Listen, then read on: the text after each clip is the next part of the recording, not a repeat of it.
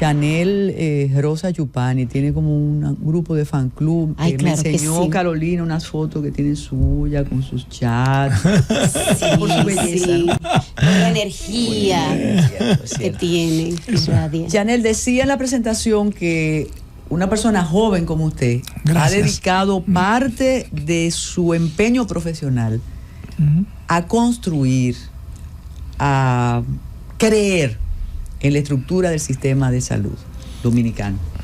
A mí me sorprende, y hago el mea culpa, cómo cuando hay algún inconveniente, y siempre hay algún inconveniente, percibimos, Chanel, y usted que es un hombre muy cercano en distintos estamentos, todavía no acabamos de entender cómo funciona el sistema de salud. Entonces, sí podemos hacer un inventario y decimos, bueno, hace 20 años no le podían hacer una operación a una persona de escasos recursos, y en efecto se lo pueden hacer en el Marcelino, qué sé yo. Pero después tú ves el día a día y tú dices, pero es que ¿dónde está el atasco? Bienvenido al Esperando el Gobierno. Y lo que queremos es, háblenos primero de ese diseño, porque algunos dicen que el diseño fue fallido y que quisimos imitar otros sistemas. ¿De qué va eso? Sí. ¿Cómo estamos? Bueno, buenas tardes. Gracias a ustedes por la invitación. La verdad, yo siempre he dicho que si hay un concepto que explica un sistema sanitario, es complejidad. Los sistemas sanitarios son complejos, pero primero es bueno saber que cuando hablamos de sistema sanitario, ¿de qué estamos hablando? Cuando hablamos de sistema sanitario nos referimos al conjunto de instituciones, recursos humanos, marco legal, que integran un sistema de salud. Es decir, y tú has hablado de un tema, el tema legal, el tema organizacional, cómo se organizan los servicios, los recursos humanos, en fin, ese conjunto de elementos que definen un sistema de salud. Nosotros nos fuimos por un sistema sanitario que es bastante complejo. ¿Y por qué digo que es bastante complejo? Cuando tú dices que la gente a veces no entiende todavía cómo funciona, es cierto, y eso se debe a varias razones. Mira, el sistema nuestro se fundamenta en un principio que nosotros lo copiamos muy bien en el sector eléctrico, y nos fuimos como hasta el límite, que es el tema de separación de funciones. Nosotros tenemos aquí el Ministerio de Salud Pública, que se encarga de todo lo que es regulación, rectoría fundamentalmente, salud colectiva, que son aquellas campañas de salud en sentido general, vacuna, etcétera. Tenemos la CISARRIL, que es la Superintendencia de Salud y Riesgos Laborales, que es quien regula las ARS. Tenemos el servicio, que es un desprendimiento del sistema del Ministerio de Salud, que es quien gestiona los hospitales. Tenemos PROMESE, que es quien compra, adquiere y distribuye los medicamentos y los materiales gastables que se consumen en los hospitales.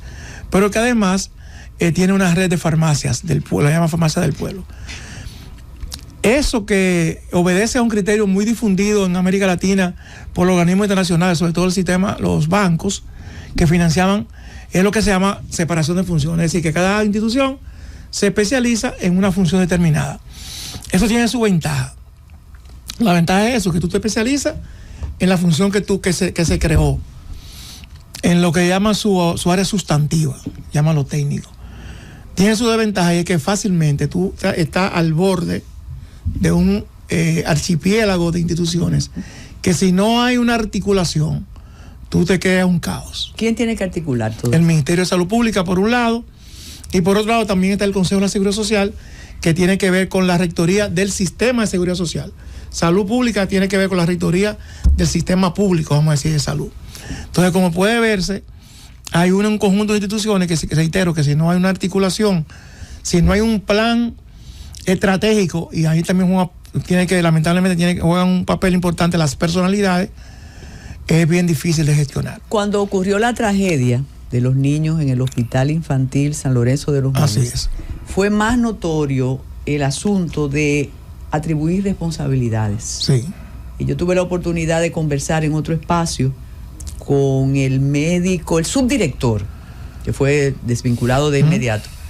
Y él explicaba, Chanel Rosa Yupani, lo difícil que era para él comunicarse con el director y comunicarse con el director del hospital. Con el gerente regional, el regional. Entonces, yo le decía, incluso escribí un trabajo al respecto. yo le decía, pero ante una emergencia usted no se podía comunicar, y menos con el ministro. Yo no sabía que esa estructura era tan jerárquica. Tan piramidal. Tan piramidal es mejor. ¿Eso es así? ¿O depende No, de las personalidades? depende mucho. Yo, en mi caso, era totalmente horizontal. O sea, este teléfono, que es el mismo que yo tenía, tienes el mismo, lo tenía todo el mundo. O sea, sí, eso lo daba en las redes pero sociales. por supuesto, eso también tiene un riesgo para uno, porque yo recuerdo que yo, al terminar el día, tenía, por decirte algo, 300 mensajes. Yo aprovechaba la madrugada, en vez de dormir, aprovechaba para responder los mensajes, para así poder, pero eso no debe funcionar así. No. O sea, tiene que haber mecanismos institucionales que la gente tenga las respuestas inmediatas. O sea, y yo siempre he dicho, mira, a propósito de ese caso, entre el director del servicio y el área neonatal del hospital hay como 8 niveles y subniveles jerárquicos que cualquiera pudo darle respuesta sin tener que llegar al director del servicio. Está la gerente del área, su director del hospital, el director del hospital, hay un gerente de área territorial, hay un regional, hay un director de hospitales, un subdirector del hospital en el servicio, luego está el director del servicio. Cualquiera de esos elementos, de esas instancias jerárquicas, pudieron dar respuesta, porque aquí estamos hablando de 2 temas. La tragedia en sí, que es lo más importante, pero también estamos hablando que fue un hecho que se produjo en febrero y se conoció en mayo, porque una periodista de investigación lo dio a conocer. Exactamente. Entonces, hay varios temas ahí. Mira, volviendo al tema del sistema sanitario, nosotros tenemos un sistema sanitario complejo, reitero, por eso que acabo de decir, pero además tenemos un sistema complejo porque tenemos uno de los países con menos financiamiento en el sector salud de América Latina. Sin embargo, nosotros hemos avanzado bastante, no lo que quizás hemos querido, pero yo recuerdo que en el año 2004, cuando el PLD volvió al poder, que estaba la Ley de Seguridad Social, nosotros éramos el tercer país con más baja cobertura en salud de América Latina. O sea, gente que tuviera un carnet para un seguro de salud. Hoy, nosotros estamos ya creo que en el segundo lugar. O sea, el 98% de la población dominicana está afiliada a la Seguridad Social. Lógicamente, no es lo mismo tener un carnet que tener acceso al sistema de salud, que son cosas distintas. A veces yo tengo el carnet, pero lo que yo necesito para resolver mi problema sanitario, el sector no me lo cubre. Que ahí vienen entonces las famosas negaciones del servicio de salud. Pero yo siempre dije, cuando yo estaba en el servicio, yo trabajaba en el servicio, que el tema de salud nuestro no es un tema ni siquiera de recursos, no es un tema de organizacional. Es eso, pero es mucho más que eso. Es un tema de poder. Es un tema que nosotros sentimos que la gente que va a un hospital público es un ciudadano de segunda categoría. Y yo siempre lo explicaba perfectamente. Yo le decía al personal de salud, usted quiere saber si lo estamos haciendo bien. Eso es simple. Simplemente hay que ponerse en lugar del otro. Si usted estuviese en lugar del otro, ¿cómo usted quisiera que lo atendieran? ¿Cómo usted quisiera que lo trataran? Pero eso no es un tema de beneficencia tampoco, reitero. Es un tema de derecho. Y nosotros hemos creído que cuando una persona va a un hospital público, le estamos haciendo un favor. Lo estamos atendiendo por un tema de beneficencia. Y es un tema cultural.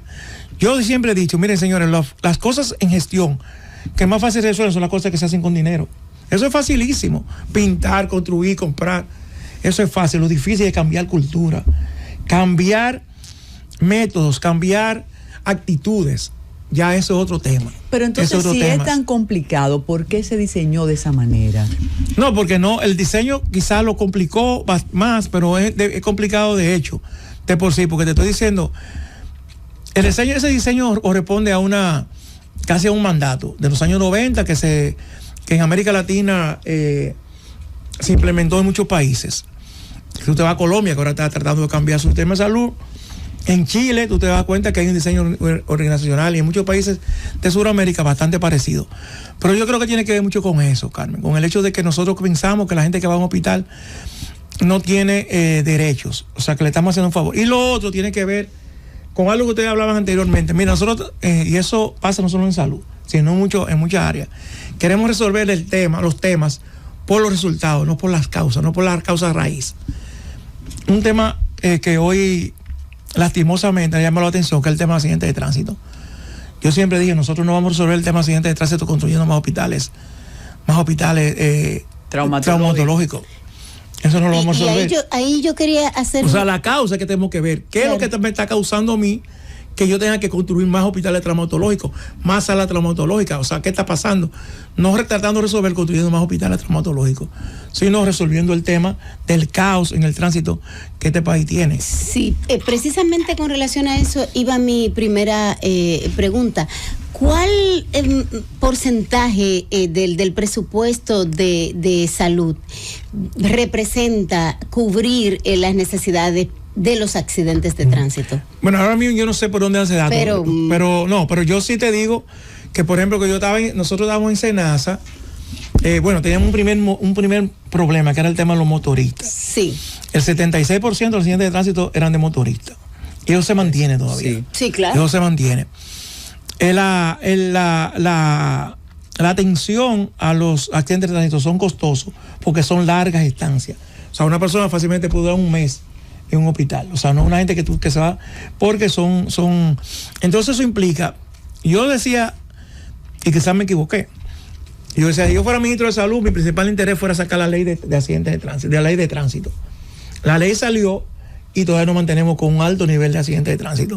O sea, que ese no solamente es un tema legal, sino es un tema, yo creo que de responsabilidad ciudadana, es un tema de quizás endurecer las sanciones, es un tema de mayor supervisión, es un tema... Pero nosotros no podemos seguir con este problema que tenemos. Hay países que lo han considerado un asunto de seguridad sanitaria. Así es. Es un tema de seguridad sanitaria, es un tema de seguridad sanitaria. Porque en muchos hospitales, mira, tú te vas a un hospital pequeño municipal y ese hospital lo hace dos cosas: atender parto y accidentes de motocicleta.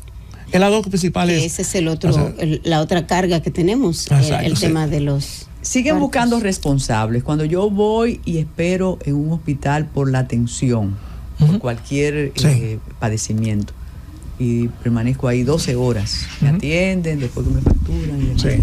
¿Quién es responsable de ese servicio, como usted dice, que desconsidera un poco al paciente, que, no, si tú quieres, espera, que tú ves el médico que llegó de su consulta privada a atender? Sí. ¿Quién es responsable? Que después va a tomarse un café, como dice la canción de... Nosotros a esa pregunta... ¿El ministro, el director? No, ¿quién es? A esa pregunta nosotros hemos llamado, lo que yo llamo, hemos diseminado la responsabilidad. Es un concepto que va de la responsabilidad, que es el sistema. Nosotros hacemos el sistema, eso va a la responsabilidad, pero el sistema tiene nombre concreto. Claro. O sea, tú tienes un director de un hospital. Yo iba a un hospital y yo le decía a los directores de hospitales, el lugar donde ustedes menos deben estar es en su despacho. Un director de un hospital, una persona que tiene que tener o un equipo o él mismo que vigile que eso no pase. Por supuesto, hay hospitales que la demanda está desbordada.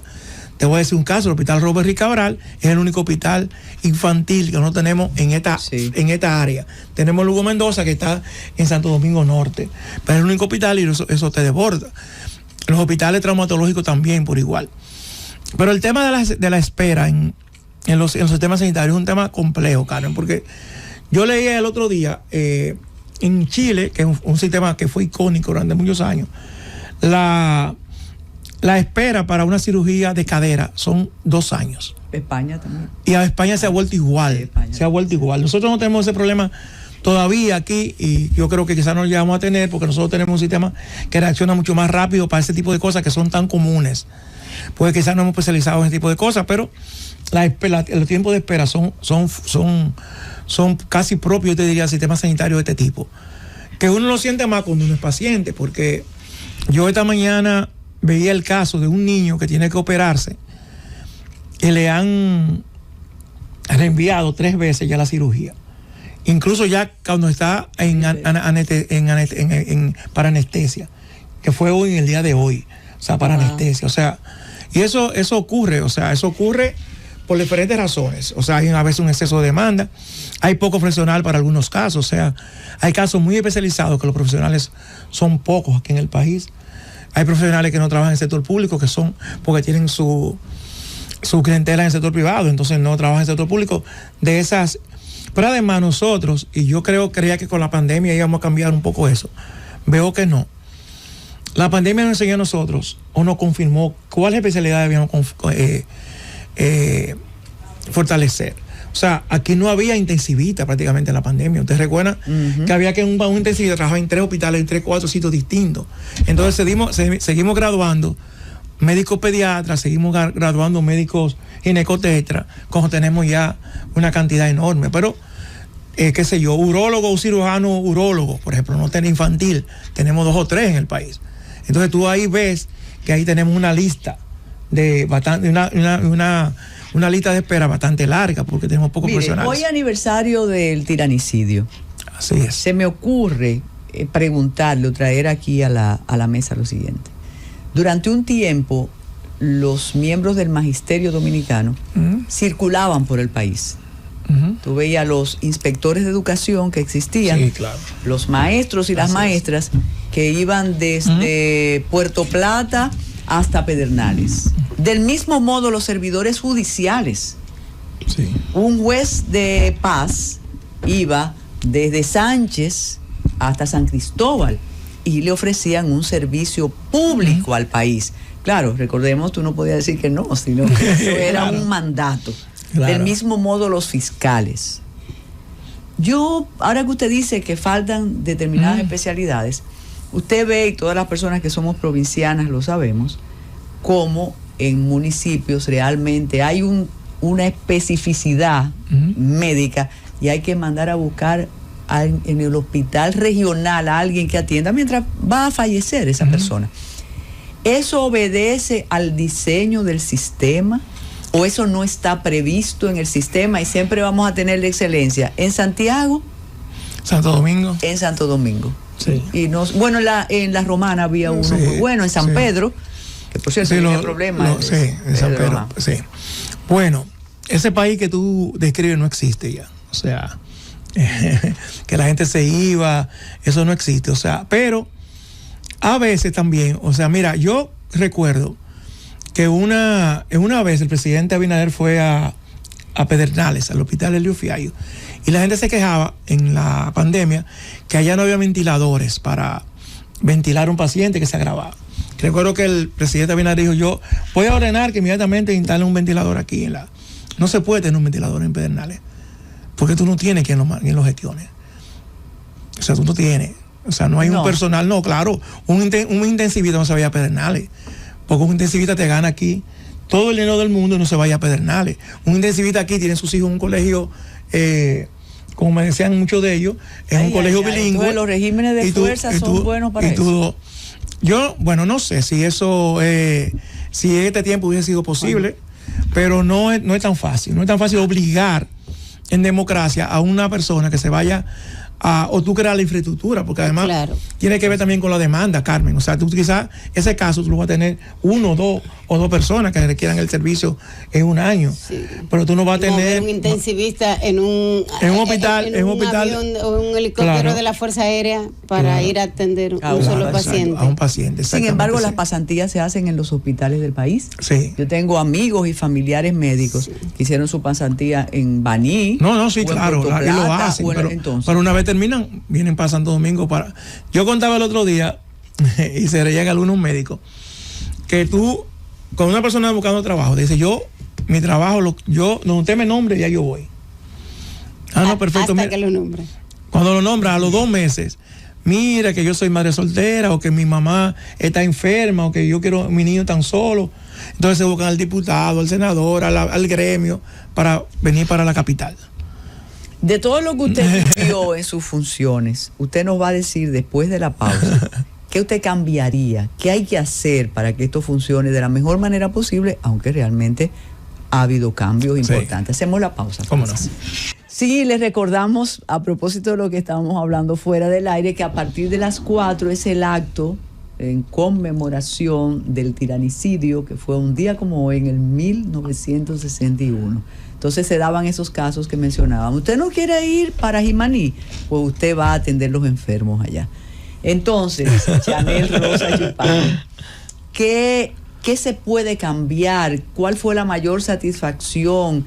¿Cuál fue la mayor angustia? Y naturalmente, como decía Carolina, ya le han escrito 12 veces que tiene que explicar la ligazón de SENASA con todo esto. Pero díganos, ¿qué fue lo mejor? Tú me preguntabas que yo cambiaría. Mira, lo que pasa es que la pandemia uno lo limitó bastante. La gente cree que yo estuve en el servicio 10 años. Yo tuve un año completo, la mitad del... Pero hizo mucha bulla. Agosto y la mitad... Sí, claro. Lo que pasa es que para mí, mi salud mental y física fueron realmente 10 años. No, pero usted estuvo en el Servicio Nacional de Salud Senasa, y en SENASA. Sí, claro. Senasa, sí, bueno, Senasa. sume SENASA. Sí, claro. No, pero SENASA fue otra cosa. Bueno. El servicio, yo le dije a ustedes que el tema de sanitario no es un tema de derecho. Y que la gente muchas veces no ejerce ese derecho. Y nosotros teníamos allá un plan, y era habilitar unos espacios en los hospitales donde la gente fuera a expresar su inconformidad con el servicio. Mira, yo vine aquí y me atendieron mal. No había medicamentos, el personal de salud no me atendió adecuadamente. O sea, y que esa área estuviesen atendida por personas que ni siquiera fueran del hospital. Porque eso te permitía a ti primero, que se cumpla el tema de derechos. Y segundo, mantener alerta a los hospitales. ¿Y qué pasó con esas áreas? No, o sea, íbamos a comenzar en el 2020, vino el COVID y por supuesto no se pudo hacer. Yo tenía la ventaja que yo prácticamente vivía en los hospitales. Reitero, eso no es una cuestión que tú le puedes pedir a un ser humano, cualquiera que haga eso, además no es sostenible en el tiempo. Pero la gente sabía que me podía aparecer a cualquier hora, y eso hacía que la gente se mantuviese con una actitud activa. O sea, yo decía, yo estaba son 9 regiones, yo estaba en 9 grupos de directores regionales. Y yo decía, mira, la directora del hospital de tal sitio fue desvinculada en el día de ayer porque yo estuve a las 11 de la mañana y pasé y el patio estaba sucio. Y ella tenía recursos en su cuenta para limpiar el patio. Espérese, se piensa que no se pueden desvincular a los médicos. No, un director de un hospital sí, porque un director es un cargo administrativo. Sí, y los médicos también. O sea, si hay una falta grave que tú tienes que documentar. Bueno. Hay otro tema, Carolina y Carmen. Uno trabaja a eso que llama complejidad. El que dirige el Servicio Nacional de Salud, el sistema sanitario, cogestiona con los gremios. O sea, eso no es fácil. Tú estás congestionando con los gremios. Repítalo, maestro. Hay gente que se le olvida eso. En educación hay un gremio que es en la ADP. En salud está el colegio médico, 7 gremios de enfermería, un gremio de odontología, un gremio de bioanalistas, un gremio de por especialidad prácticamente. ¿Y el colegio médico no agrupa todas esas? No, porque el colegio médico agrupa a los médicos, pero los bioanalistas están en otro gremio, los psicólogos están en otro gremio, las enfermeras están como en 5 o 6 gremios distintos. Sí. O sea que tú tienes que tener la armonía, y eso te desgasta también. Eso te desgasta, pero eso es lo que yo le decía, un tema cultural. Y lógicamente ahí está el tema político, que es un tema que nosotros, a esa complejidad que yo he señalado del sistema de salud, hay que agregarle que los partidos políticos, prácticamente todos, no han preparado una masa crítica para dirigir el sistema de salud. O sea, no hay un cuerpo de técnicos al interior del partido político que tú puedes decir, mira, yo tengo estos técnicos para el sistema sanitario nuestro. Y eso hace más complejo. Porque entonces, para dirigir un hospital, nosotros tenemos, como yo digo, un ventú.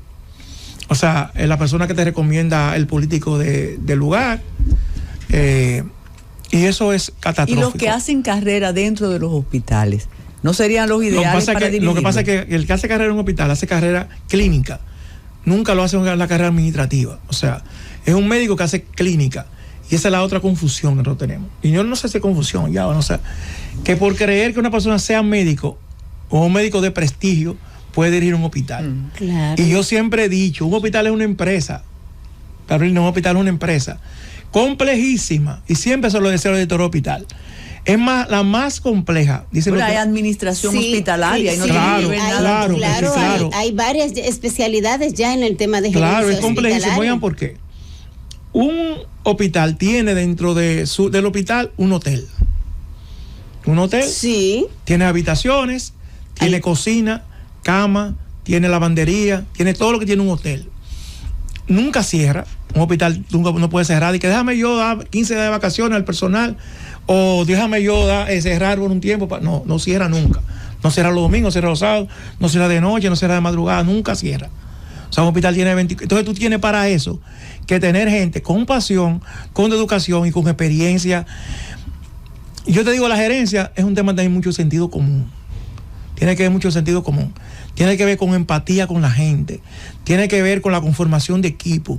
Tiene que ver con tú. Mira, yo les voy a contar algo a ustedes. Hay un grupo de médicos que era para mí mi mayor dolor de cabeza, que era el Colegio Médico de Valverde de Mao. Es un grupo que estaba dirigido por una persona que era en ese momento... Perdón, no son regionales, eso es un colegio médico... Regional. Regional. Bueno, depende de... Sí, regional, porque, exacto, sí. Entonces, era como un grupo incontrolable. Incontrolable. ¿Cómo así? Bueno, que ellos no obedecían al Colegio Médico Nacional.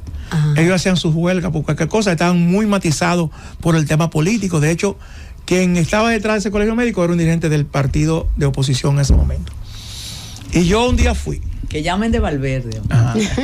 Yo un día fui, yo recuerdo que entré a una reunión, y cuando entré, abrí la puerta y la puerta se cayó. No. Pero tú tienes que mandar te dan como un mandato. Porque yo soy enemigo de la huelga, porque finalmente la huelga que perjudican al personal. Claro. Mira, para no hacer largo el cuento, yo terminé queriendo a ese grupo, y ese grupo terminó queriéndome a mí como pocas veces pasó. O sea, ellos me invitan a un chivo a Mao, me llaman cada rato, me saludan, licenciado, ¿cómo está usted? ¿Qué sé yo cuándo? Cuídese mucho. Pero eso fue un tema de tú poner la carta sobre la mesa y decir, ¿qué es lo que ustedes quieren? O sea, mira, esto se puede, esto no se puede. Y además que ellos vean el interés tuyo. Y eso tiene que ver mucho, eso no lo enseñan en Harvard, eso no lo enseñan en la Universidad de Harvard, tiene que ver mucho con sentido común. Yo siempre he dicho, la gerencia tiene que ver mucho con sentido común. Tenemos muchos temas y muchas preguntas ahí le escriben a Carolina, pero ahora que usted menciona a los médicos y específicamente ese problema que tuvo en Valverde. ¿Y la formación del profesional ahora mismo? Porque usted me dice, hospital trabaja 24 horas. Yo voy a las 3 de la mañana con una emergencia y posiblemente estén viendo la televisión, un programa, y yo voy con mi enfermo, yo misma, y no me van a hacer caso. Eso es un problema de la formación. Yo tengo un tuit, yo publiqué una vez, señores, hoy así mismo lo publiqué, hoy ha sido un día exitoso para mí, porque llegué a un hospital y la persona que estaba en emergencia levantó la cabeza para verme la cara. Porque siempre había alguien con un tweet, con el celular, o sea, y eso pasa, pero no pasa en el sector público, pasa también en el sector privado, o sea, porque nosotros a veces eso, y en nosotros tenemos un tema grave en este país, servicio al cliente, en todas las áreas. Ustedes lo saben, lo que pasa es que en salud es mucho más delicado, porque tú vas a un hospital, a una clínica privada, a una situación de vulnerabilidad, y tú quieres que te atiendan rápido, tú quieres que te atiendan bien, como es. Entonces la formación, hay uno que es la formación académica, que no escapa al problema que nosotros tenemos de educacional en este país. Lo único que es más grave porque hay gente que trabaja con la salud de la gente. Entonces es un tema también que tiene que ver con todos los problemas que tiene el sistema educativo nuestro, desde primaria hasta el sistema universitario. Y luego tiene que ver eso con la calidad humana, que ya eso es otro tema, porque es un tema que tiene que ver mucho con la formación, es un tema que tiene que ver mucho con la actitud que tú tengas hacia los demás. Es un tema, no es fácil. Aquí hay dos preguntas que me dicen que no quieren que deje de hacerse. Y tiene que ver con el tema de la ARS. Sí. ¿Qué pasa? ¿Qué es tan complicado que el tema del catálogo, de la actualización para los productos, para la cobertura? Muy buena pregunta esa. Y la otra, para hacérsela de una vez, es que qué tan cierto es el hecho de que muchas personas han estafado el tema de la seguridad, que inscriben personas y no es. ¿Qué tanto han estafado la seguridad social? Mira, lo del catálogo tiene que ver más que con la ARS, tiene que ver con la CISARRI, la Superintendencia de Salud y Riesgo Laboral, y el Consejo de la Seguridad Social. Cuando tú quieres que un procedimiento se cubra en la seguridad social, el procedimiento es el siguiente. La CISARRI, la Superintendencia de Salud, lo costea, o sea, dice cuánto cuesta eso, ve si eso es costo efectivo, porque hay cosas que son que se costean, pero tú dices, bueno, esto no se demanda casi. O sea, no vamos a incluir algo que se demanda muy poco, que no tiene, va a tener impacto en la salud de la gente, que eso... Y luego eso va al Consejo de la Seguridad Social. El Consejo de la Seguridad Social nuestro tiene un problema, que eso sí es un diseño de ley. Qué burocracia. Y es tripartito. O sea, que tiene 3 sectores que tienen poder de veto. Ahí está el gobierno, están los empresarios y está los trabajadores. Hay más sectores, pero son 3 sectores que tienen poder de veto. Ahí hay un conflicto de intereses. Y es que los empresarios son juez y parte, porque los empresarios representan a las ARS, ok, y las ARS se supone no son instancias de administración de riesgo, como se llama claro, las que tienen que dar la cobertura. Exacto, los que tienen que dar la cobertura. Entonces, ahí hay un tema. Además, yo siempre he dicho, quien designa al superintendente de salud es el presidente de la República, pero es una terna que tiene que cogerla en consejo. Entonces, si en el consejo está en la ARS, tú me estás nombrando a mí, a alguien que yo quiero, que no quiero que sea hostil, conflictivo. Exacto. Entonces, es un tema que yo siempre he dicho que nosotros tenemos que resolver, porque es un tema de conflicto de intereses. Ahí. O sea, que aquí pasa mucho eso. Tiene que ver mucho con el financiamiento de los partidos políticos. Eso va por ahí. Claro. Claro. Pero no me mezcle salud con política, porque da un peligro. Y el tema de de las estafas a la seguridad social. Eso viene desde, yo recuerdo que en el Seguro Social hay una persona, por ejemplo, que tiene un cáncer, pero que no trabaja. Entonces yo abro una empresa que no existe. Entonces esa persona yo la afilio y le inscribo en la Seguridad Social. Una vez que esa persona se ha dado su quimioterapia, etcétera, etcétera, yo la desvinculo ya, la saco de la Seguridad Social, le he cubierto eso, entonces ya eso me trae a mí en la Seguridad Social un déficit, porque yo tengo una empresa que no existe, que está pagando mucho menos que lo que le cubre a la Seguridad Social, que lo que le cuesta a la Seguridad Social, y entonces va produciendo un déficit. Escuché el otro día al tesorero de la Seguridad Social diciendo que hay, en el mes de abril, si ustedes se dan cuenta, el mercado laboral tiene 31,000 empleados menos que en marzo. Y no fue que el empleo descayó, fue que hubo 31,000 personas que estaban falsamente inscritas en la Seguridad Social. Mira, una persona, otra pregunta aquí, sin carné, llega a un hospital, sin carné de SENASA, sí, o de cualquiera de esas. O de cualquiera. Sí. ¿Tiene la obligación de atender? Sí, claro que sí, claro. ¿Y a quién le cobran? El Estado tiene que cubrirlo. Tiene que cubrir el Estado, porque es que eso, lo primero es la salud de la gente. Eso se pone por encima de todo. Otra pregunta. Yo el otro día vi con asombro, que hace un año la unidad de salud mental del Hospital Aéreo Contreras la habían cerrado, y la excusa que había dado quien ordenó el cierre, que creo que fue el director, según se decía ahí, era porque no era rentable. Un hospital no tiene que tener rentabilidad. La rentabilidad de un hospital es social, no es financiera. Pero o sea, un hospital. Eso es como novedad. Eso es, sí. Un hospital no tiene que tener rentabilidad. Si la tiene financiera, mucho mejor. Pero un hospital no está para eso. La finalidad de un hospital, y escúchame, Carmen, eso es lo que es la diferencia de una clínica privada. Eso es la diferencia de una clínica privada. Es que tú no tienes que tener, no es un negocio. Es un sistema de protección social hacia el ciudadano o la ciudadana. Derecho establecido. Un derecho constitucionalizado, claro.